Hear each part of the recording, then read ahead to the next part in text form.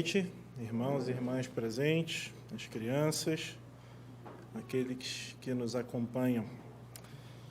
Louvado seja o nome do Senhor. Aos que não estão tão familiarizados, resistir ao chamado do Darth Vader é algo bem difícil, né? O nosso texto hoje está em Lucas, capítulo 4. Eu já mencionarei os versículos. Como já foi falado algumas vezes no culto de hoje, o nosso tema teológico é o Deus que intervém graciosamente. Mas também falaremos sobre a tolice da incredulidade.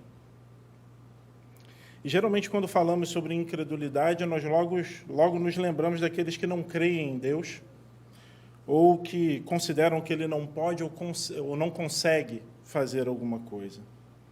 Mas nas Escrituras, a incredulidade geralmente está associada a um desprezo por Deus. Um desejo íntimo de que ele não interfira nas nossas vidas, ou uma decepção quando ele não faz o que nós queremos ou da forma que nós queremos.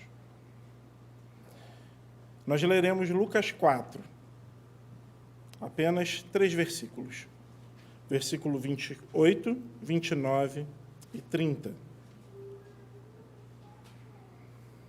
Diz assim: Todos na sinagoga, ouvindo estas coisas, se encheram de ira.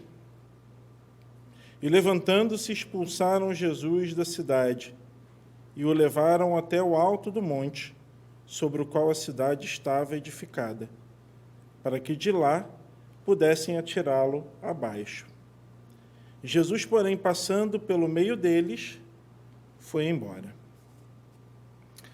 Nós não lemos todo o capítulo, mas a título de contexto, Jesus havia passado vários anos morando com seus pais em Nazaré. Jesus está aqui em Nazaré, ele está na sinagoga em Nazaré, e é provável que ele fosse bem conhecido na região, não? A excelência do seu caráter, a sua conduta, deve ter atraído a atenção dos vizinhos durante esse tempo. E no devido tempo, Jesus saiu de Nazaré, foi batizado por João Batista, guiado pelo Espírito Santo ao deserto, onde passou 40 dias, foi tentado pelo diabo, e iniciou seu ministério, tal como registrado nas Escrituras, para anunciar o reino de Deus, e também acompanhado da realização de milagres. Agora, Jesus está de volta a Nazaré, e imagina a euforia dos habitantes daquela região, não? Em ter Jesus ali de volta. Talvez os seus vizinhos mais próximos falassem: ele não deixará de vir para Nazaré, para a casa de seus pais, e todos ouviremos o que ele tem a dizer. E sempre que um jovem falava sobre as Escrituras, gerava o interesse da população local. E agora, acompanhado de maravilhas e sinais, a expectativa era ainda maior. E talvez o desejo no coração daquelas pessoas fosse que Jesus tornasse Nazaré famosa. De alguma forma, Jesus tornasse Nazaré famosa. Se ele ficasse por lá, ele poderia ser um grande operador de milagres, ou quem sabe até movimentar o comércio da região, atraindo pessoas que viriam atrás dele. E no devido tempo, Jesus retornou a Nazaré, e à medida que se aproximava o dia de sábado, o burburinho na cidade aumentava. Será que ele estará na sinagoga amanhã? O que será que vai acontecer? Se ele estiver lá, ele tem que falar. Chega o sábado, Jesus vai até a sinagoga, o chefe da sinagoga, sabendo do anseio da população, pegou o rolo do profeta e o passou a Jesus para que ele lesse e comentasse o texto sagrado. Um momento esperado por aquelas pessoas havia chegado. Jesus iria falar. E ele escolhe uma passagem do profeta Isaías, nós veremos, que se referia ao próprio Jesus. Ele se coloca de pé em sinal de reverência à palavra e lê como está registrado em Lucas, capítulo 4, nos versículos 18 e 19, que diz assim: O Espírito do Senhor está sobre mim, porque ele me ungiu para evangelizar os pobres, enviou-me para proclamar libertação aos cativos e restauração da vista aos cegos, para pôr em liberdade os oprimidos e proclamar o ano aceitável do Senhor. Como eu disse, Jesus leu o livro do profeta Isaías, o texto que hoje está no capítulo 61, versículos 1 e 2. Jesus, então, se assenta, e era um costume naquela época que quem estivesse expondo, falando sobre as Escrituras, estivesse sentado, e os ouvintes de pé, o que é uma prática interessante, porque evitaria que vocês dormissem. E todos os olhos estão fixos nele. E Jesus passa, então, após a leitura, a explicar a passagem lida. E as palavras de Jesus eram cheias de graça. E o burburinho nas pessoas que estavam ali presentes corria. De onde lhe vem isso tudo? Que sabedoria é esta que lhe foi dada? E como se fazem tais maravilhas por suas mãos? Não é este o carpinteiro, o filho de Maria, irmão de Tiago, José, Judas e Simão? As suas irmãs não vivem aqui entre nós? Todos estavam admirados, atônitos com o que acontecia e o que ouviam de Jesus. E Jesus não tinha o desejo de impressionar os olhos daquelas pessoas, mas Jesus tinha um objetivo direto, que era o coração. Ele não queria a admiração do povo, mas os seus corações, a sua salvação. Ao perceber que não era esse o interesse de seus ouvintes, Jesus, então, de modo intencional, se dirige a eles e diz: é claro que vocês citarão o provérbio, médico, cure-se a si mesmo. Também pedirão, tudo o que você fez em Cafarnaum, faça aqui também. Jesus não tinha nenhuma obrigação para com aquelas pessoas de Nazaré.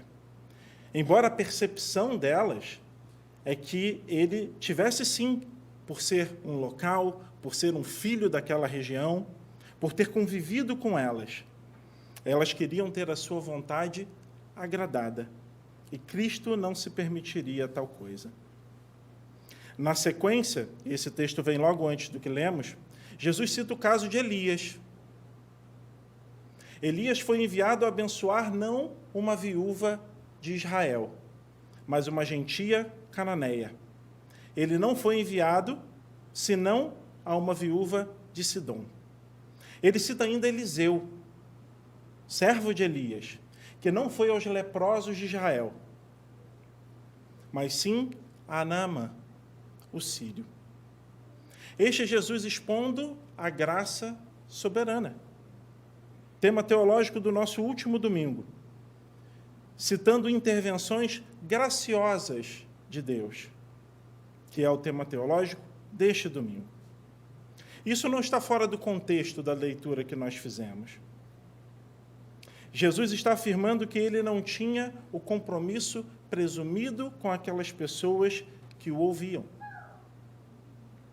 E qual é o resultado, então, depois que Jesus lê a passagem e explica a passagem como eu comentei aqui?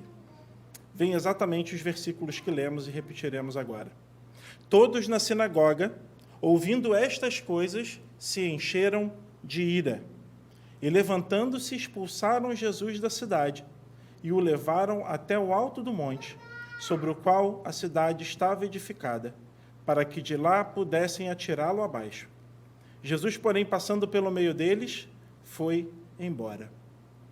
Os olhos fixos de admiração em Cristo, no momento que ele entra na sinagoga, que ele começa a falar, são agora olhos cheios de ira sobre o Senhor. A curiosidade da cesta em ouvir o jovem da cidade lendo e expondo os profetas na sinagoga se transformou em indignação. As mesmas pessoas que bem receberam o profeta horas antes teriam considerado, neste momento, o grito de crucifica-o bem adequado. Como eles não tiveram essa ideia, levaram Jesus ao alto do monte, como diz o texto, para atirá-lo abaixo. Apesar disso, Jesus consegue escapar por entre eles. Que fim esperado, inesperado, melhor dizendo, né? Para um começo que parecia tão promissor. O melhor dos pregadores, na sua cidade natal, na sua cidade, que ele havia convivido durante muitos anos, com pessoas interessadas, ou ao menos curiosas em ouvir o que ele iria falar. Que campo frutífero a gente poderia imaginar? Haverá numerosas salvações, Nazaré será a base do seu ministério. Mas o campo que deveria produzir a 100 por 1, nada produz. A dureza do coração humano se apresenta. Marcos 6,6 registra, nesse mesmo texto, nessa mesma passagem, falando sobre Jesus, e admirava-se da incredulidade deles, se referindo aos que o ouviam e agiram da forma que agiram. Como esta narrativa que inicia com um começo tão promissor e um final tão desapontador, se aplica a nós hoje. A verdade é que muitos corações ainda hoje lidam com o Salvador de modo semelhante a que esses judeus lidavam. 3 perguntas nos ajudarão na mensagem de hoje. Quem eram estes? Por que esta rejeição? E o que veio, então? A primeira pergunta, quem eram estes? De novo, eram pessoas com relacionamento estreito com o Salvador. Conviveram com ele durante muito tempo em Nazaré, habitavam a mesma cidade, eram seus vizinhos, conheciam a família. Era de se esperar que tivessem talvez mais bondade e compreensão com Jesus. Mas o que temos é ira e revolta. Há pessoas que desde pequenas, desde a sua infância, estão envolvidas no meio cristão. Elas podem ter frequentado cultos religiosos, conhecem os hinos, participam das orações, estão convencidas de que a Bíblia é a palavra de Deus, não duvidam de que Jesus é o Messias prometido, não se perturbam com dúvidas, pensamentos céticos, não os envolvem, não os abala. São semelhantes a Agripa, quase persuadidos a serem cristãos. Não são cristãos, mas têm um mais estreito relacionamento com o cristianismo. Mas, ao contrário do que poderíamos imaginar, não são as melhores pessoas para acolher a pregação. Às vezes, os que estão mais perto são os que estão mais distantes. Os moradores de Nazaré podiam ser contados entre aqueles que mais sabiam sobre Jesus. Eles conviveram anos com eles, conversaram com Cristo, conheciam sua mãe e irmãos, sabiam os desafios de José e Maria em Belém e o tempo que permaneceram no Egito. Da mesma forma que há hoje muitos que já ouviram falar sobre Jesus, que entendem até bem as doutrinas do Evangelho. A Bíblia não lhes é algo estranho, não lhes é algo obscuro. Mas mesmo conhecendo tanto, praticam tão pouco. Como já foi dito aqui hoje, nosso problema não é tanto a falta de conhecimento, mas o nos curvarmos diante desta verdade. O Evangelho já passa a soar como uma velha notícia e não como as boas novas de salvação. Domingo após domingo, continuamos a vir à igreja, somos frequentadores de longo tempo, alguns talvez até desde a infância, nos acomodamos nos bancos e acompanhamos os cultos. Virou mera rotina, uma formalidade de domingo. O propósito do Evangelho, pregado nesta igreja, deste púlpito, não é fazer você dormir, meu irmão. Muito pelo contrário, é fazer você acordar. Às vezes, a gente observa pessoas que têm um relacionamento tão estreito com o cristianismo, que sabem tanto a respeito de Cristo, mas ainda assim rejeitam o Salvador. Vivem um cristianismo distante, apagado, ralo. Um cristianismo que não apresenta Cristo. Imaginam possuir alegações sobre Cristo como aqueles de Nazaré, porque eram íntimos dele. Haviam ouvido falar, conviveram com ele. Consideram-se donos de Cristo, embora lhes falte muitas vezes coragem para verbalizar isso. Se alguém deve ser salvo, esse alguém sou eu. Jesus há de lançar certamente um olhar de favor sobre nós, afinal, somos do seu convívio. E a verdade é que nós não temos direito a nada. Nós não temos direito a nada. Paulo nos lembra, lá em Romanos 9,15, pois ele diz a Moisés, terei misericórdia de quem eu tiver misericórdia, e terei compaixão de quem eu tiver compaixão. Nós não merecemos nada a partir de Deus. Não podemos reivindicar nada. Mateus 21, 32. Porque João veio até vocês no caminho da justiça e vocês não acreditaram nele. No entanto, os publicanos e as prostitutas acreditaram. Vocês, porém, mesmo vendo isso, não se arrependeram depois para acreditar nele. Só um coração que não foi regenerado se levanta contra a soberania de Deus. Quem dera a nossa consciência estivesse estabelecida, firmada, de que nós não temos o direito de reivindicar nada do nosso Senhor. Essa é a verdade. Nossa posição é de mendigo, de suplicante diante dele. Essa, na verdade, é a única posição coerente quando falamos da graça de Deus. Contudo, pode haver no coração de muitos, como havia no coração daqueles de Nazaré, a presunção de que éramos merecedores, de que éramos, sim, o alvo da sua graça e da sua misericórdia. Quem pede a graça não pode pretender ditar qualquer tipo de ordem ao Senhor. Que nós não sejamos próximos do Evangelho e que pensemos, então, ter direito à salvação. Mas continuamos desobedientes ao mandamento divino, creia e viva. João 11, 25, então Jesus declarou, eu sou a ressurreição e a vida. Quem crê em mim, ainda que morra, viverá. Viramos as costas e rejeitamos o Salvador, tal como aqueles judeus. Ou, muitas vezes, queremos crer da nossa maneira, nas nossas condições, no nosso tempo, e não nos curvamos dependentes da sua soberania e da sua graça. Essa, então, era a resposta à primeira pergunta. Né? Nós agora vamos à segunda pergunta. Por que esta rejeição? Se nós já vimos quem eram aqueles que rejeitaram a Cristo, nós agora veremos o porquê esta rejeição. Primeiro, é importante notarmos que a gente não está tentando aqui simplificar as coisas. É claro que os sentimentos eram complexos naquele momento, não é possível apontar uma causa isolada, e várias razões podem ter produzido a ira daquelas pessoas naquele momento a partir do que elas ouviram. Talvez elas não tenham se sentido incluídas na comissão que Jesus declarou ter. Também antes, em Lucas 4,18, Jesus diz, porque ele me ungiu para evangelizar os pobres. Os pobres aqui, os pobres de espírito, os humildes. Certamente, alguns deles pensaram, mas eu guardo a lei. Nós não comemos sem ter as nossas mãos lavadas. Nós damos o dízimo das menores coisas. Nós observamos jejuns e festas. Fizemos as orações mais prolongadas.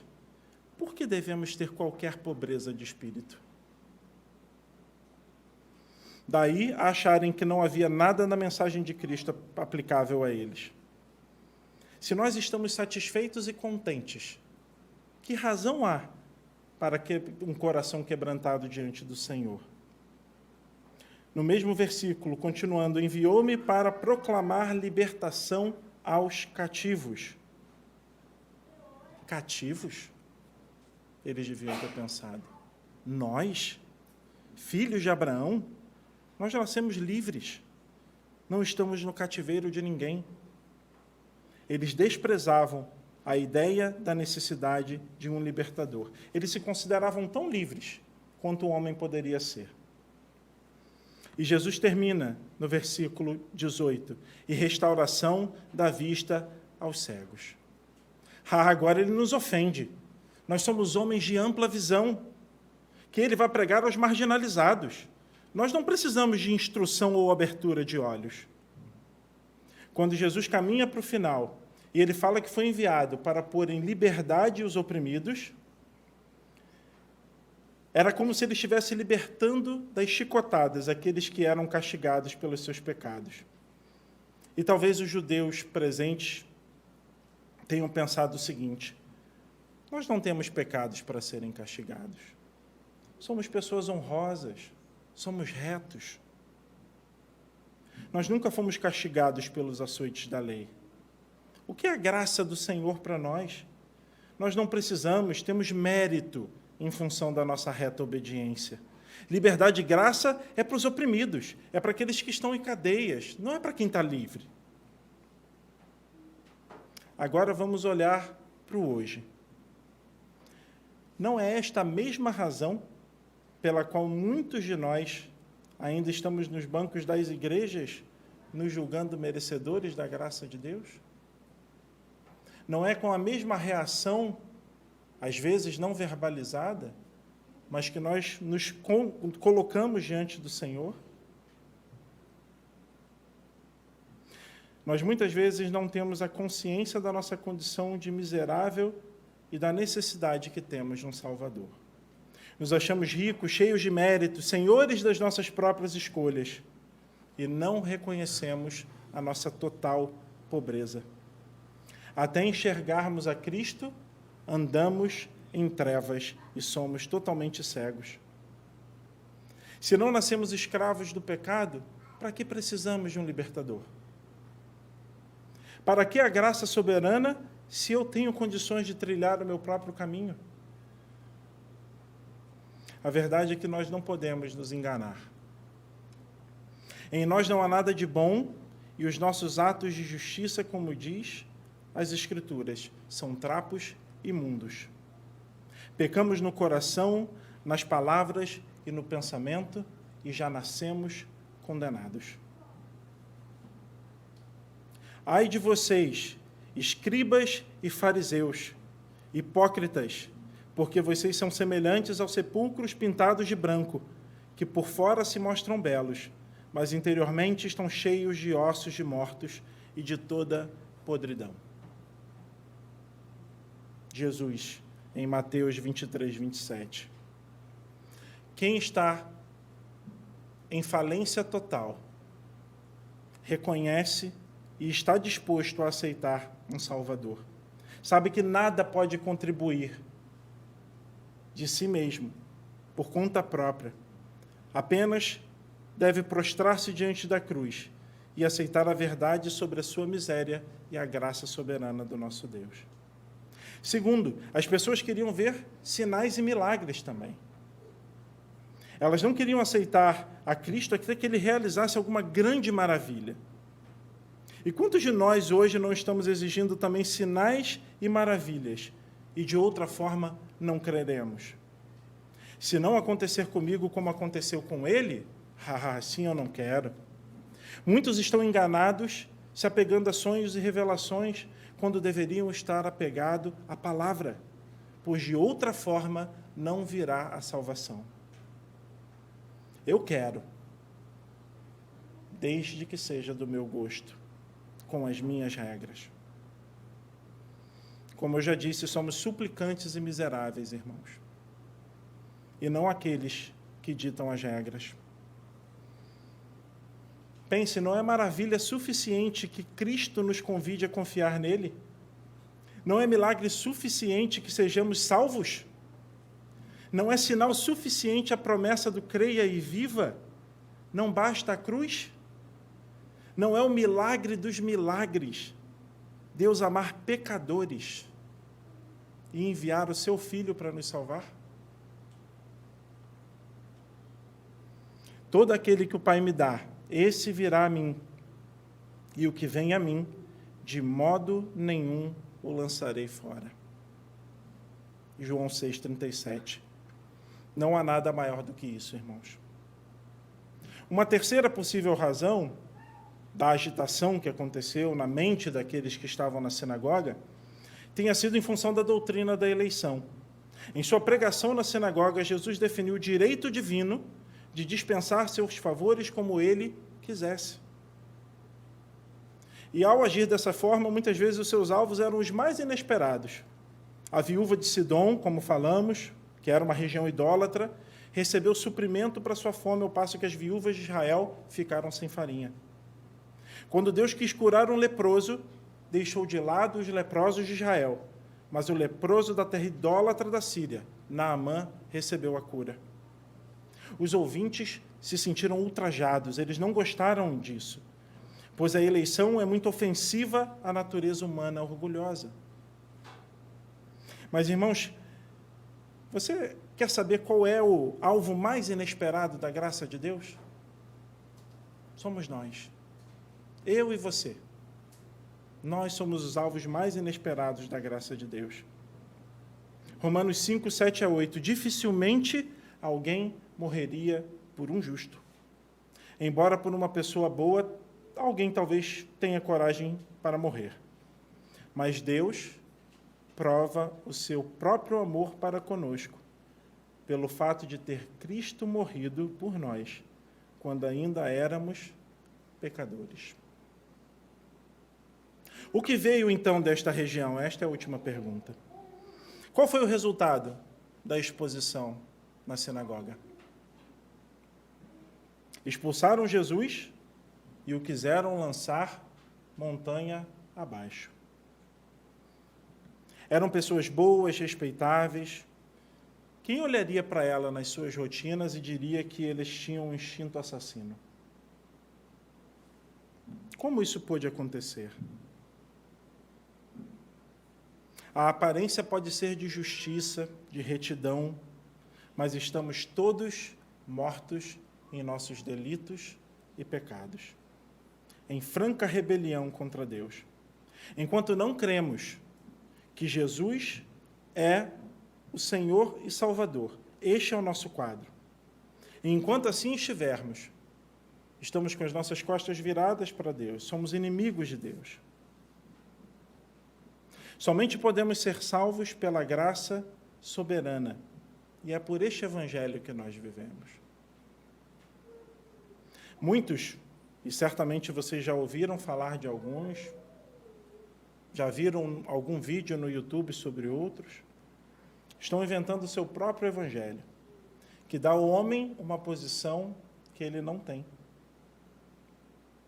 A questão é que, ainda que rejeitemos o evangelho de um Deus que age quando e como ele quer, que salva quem ele quiser salvar, esse evangelho em nada será prejudicado em função da nossa rejeição. Jesus passou pelo meio de seus perseguidores. Um dia, todos nós compareceremos diante do tribunal de Cristo. Essa é uma verdade. E esses homens de Nazaré também estarão lá. Mas eles agora não poderão mais agarrar a Jesus para jogá-lo de alto do morro. Será que eles perguntarão, não é este o carpinteiro, filho de José? Será que eles dirão, médico, cura-te a ti mesmo? A cerviz não estará mais tão dura, pois todos estarão curvados diante do trono da graça. E o mesmo acontecerá conosco. Nós também estaremos lá. E aqueles que ouviram o Evangelho e o desprezaram, seja tendo virado as suas costas à pregação, tenha sido dizendo, se não for do jeito que eu quero, eu não vou, eu não creio. Desprezamos, desejando que fosse cumprido a nossa maneira. Provérbios 1, 32, 33 diz assim, os ingênuos são mortos porque se desviam da sabedoria. Os tolos são destruídos por estarem satisfeitos consigo mesmos. Mas o que der ouvidos habitará seguro, tranquilo e sem temor do mal. Não sejamos, meus irmãos, minhas irmãs, aqueles que acompanham a pregação desta noite pela transmissão, não sejamos como aqueles que estão tão perto, mas ao mesmo tempo tão longe do nosso Salvador. Que Deus nos abençoe. Vamos orar. Senhor, que o Espírito Santo aplique a palavra que escutamos nesta noite aos nossos corações, Pai. Que não sejamos tolos em rejeitar o Senhor virando as nossas costas ou contrariados porque a Tua vontade não é como esperamos. Que ninguém que tenha ouvido a Tua palavra esteja satisfeito consigo mesmo, mas que estejamos como mendigos diante do Rei dos Reis. Ajuda-nos na nossa falta de fé, Senhor. Em nome de Cristo oramos. Amém.